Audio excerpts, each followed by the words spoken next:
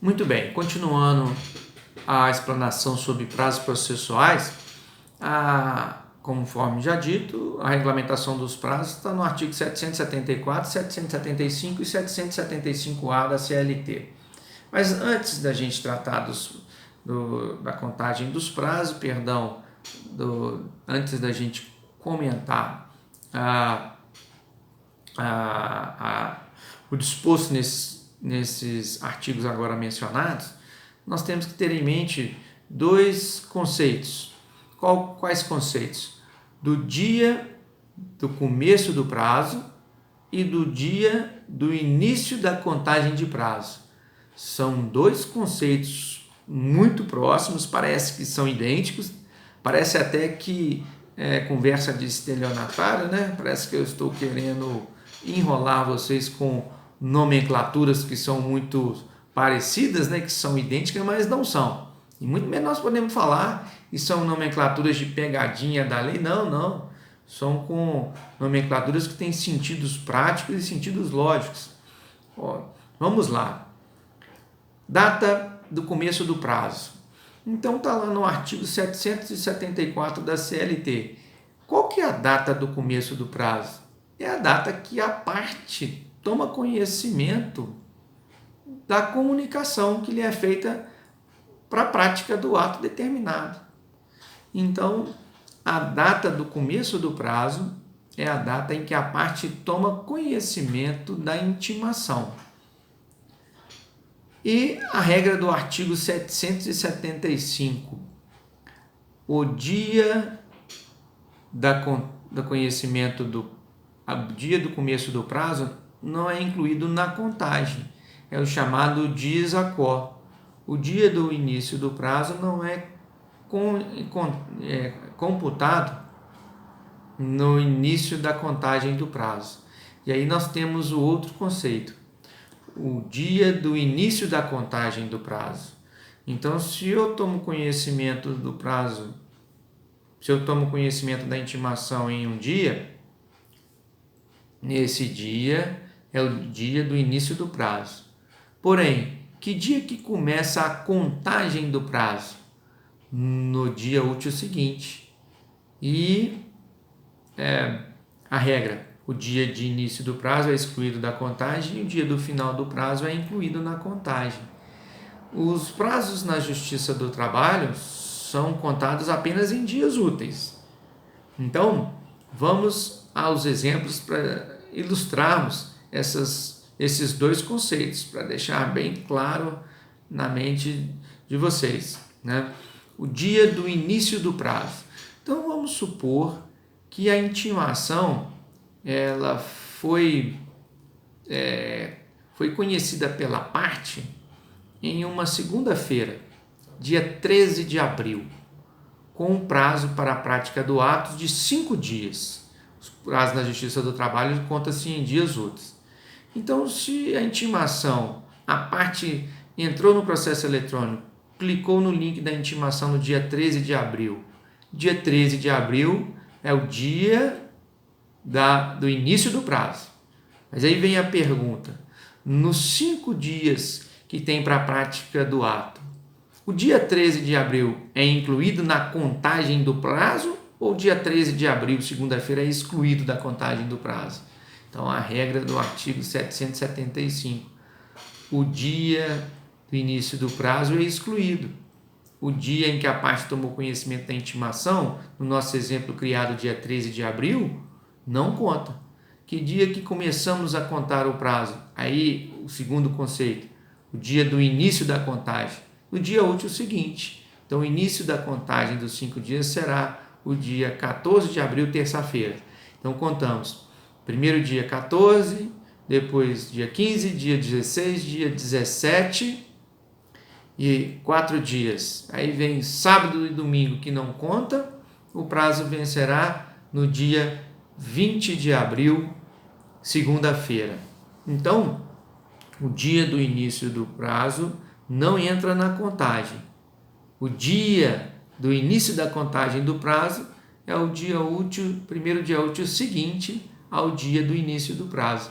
Se eu tomei conhecimento da intimação numa segunda, esse é o dia do início do prazo. Porém, o início da contagem do prazo é o dia útil seguinte, a terça-feira. Se a intimação se deu numa sexta-feira, sexta-feira é o dia do início do prazo. Mas nós vamos começar a contar o prazo na sexta ou na segunda, que é o dia útil seguinte? Na segunda-feira, que será o dia do início da contagem do prazo. Perfeito? E na Justiça do Trabalho, nós temos também que tratar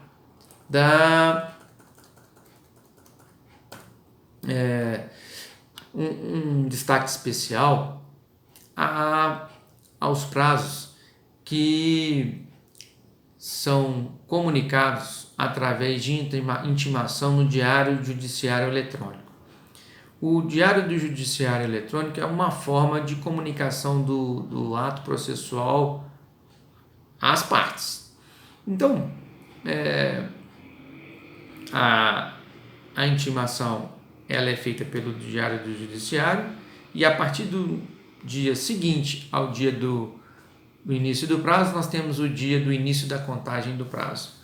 Porém, o Diário do Judiciário Eletrônico é regulamentado tanto no CPC, no artigo 224, quanto também na Lei 11.419, em seu artigo 4º. Qual que é a particularidade do Diário do Judiciário Eletrônico? A data da publicação é a data seguinte à data da disponibilização do Diário do Judiciário. E a data do início do prazo é a data seguinte à data da publicação. Pode parecer confuso, mas vamos lá. Vamos só ficar atentos para não confundir. Então, se o Diário do Judiciário foi disponibilizado no dia 13 de abril, na segunda-feira,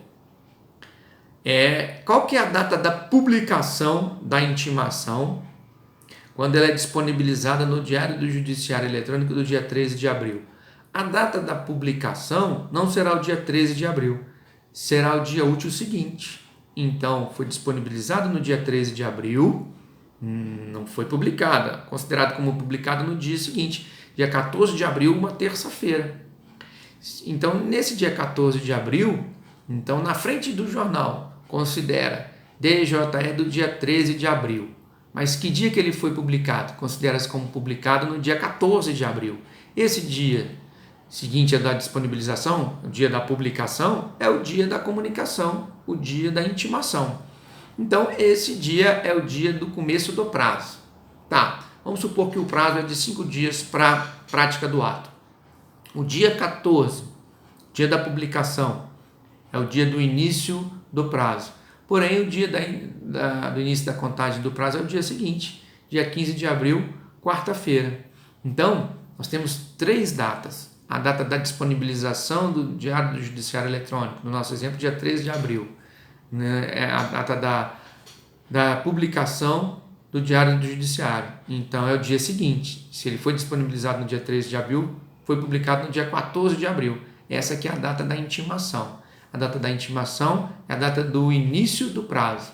Porém, o início da contagem se dá no dia seguinte à data do início do prazo. No nosso exemplo, dia 15 de abril. Perfeito? Então, 3 momentos que não podem ser confundidos, não há muita dificuldade, é só a gente prestar atenção e a regra está lá no artigo 224 do CPC e no artigo 4º da Lei 11.419. Perfeito?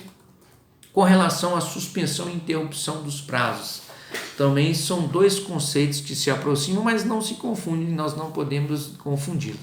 Suspensão dos prazos quando ocorre uma causa suspensiva, nós cessamos a contagem do prazo, porém, quando cessa a causa de suspensão, nós retomamos a contagem só pelo tempo remanescente. Não reiniciamos a contagem do prazo do zero.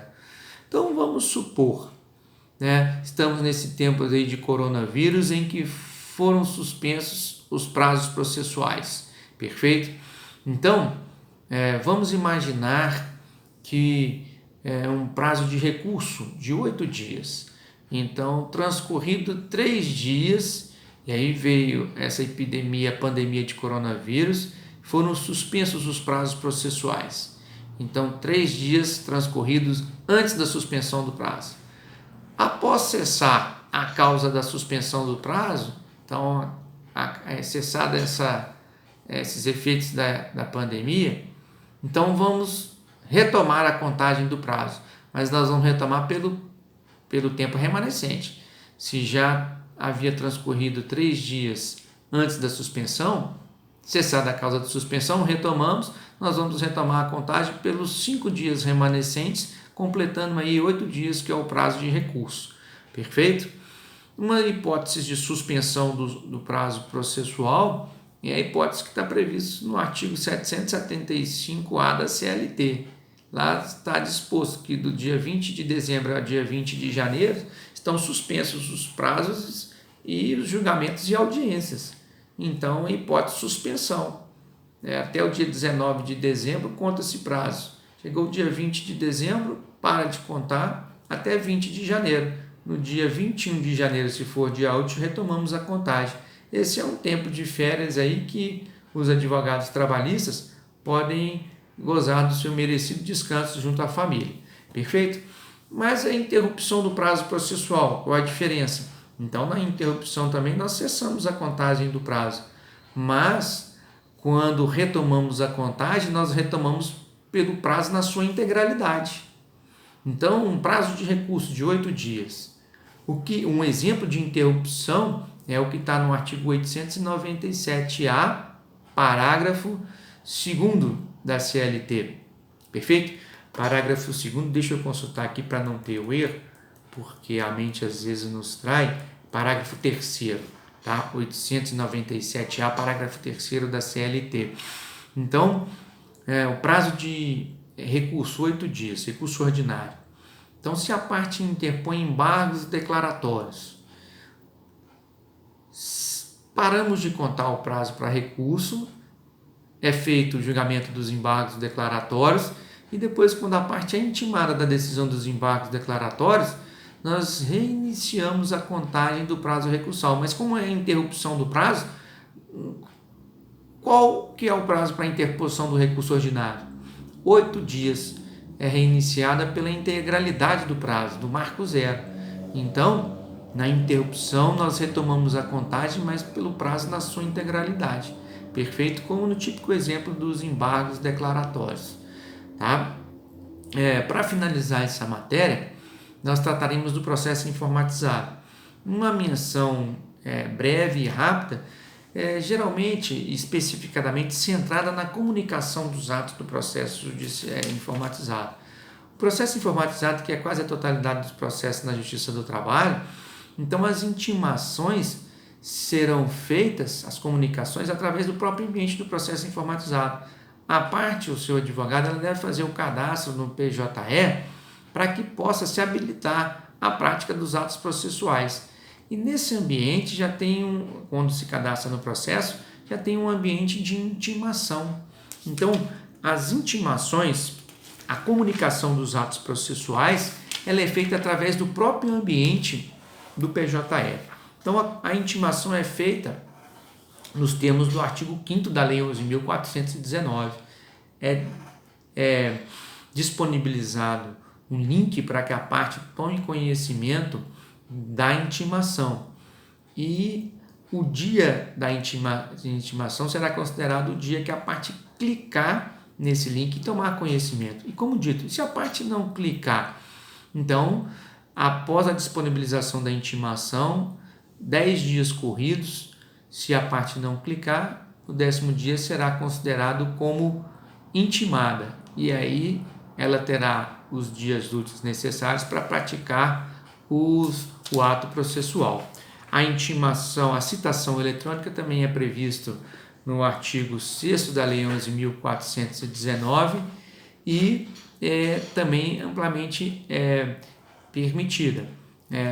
É direcionado à parte um registro postal, mas não é enviada a cópia da inicial. É destinado um link para que a parte possa acessar a inicial. Certo? Então, nós continuaremos na próxima aula. Um abraço a todos.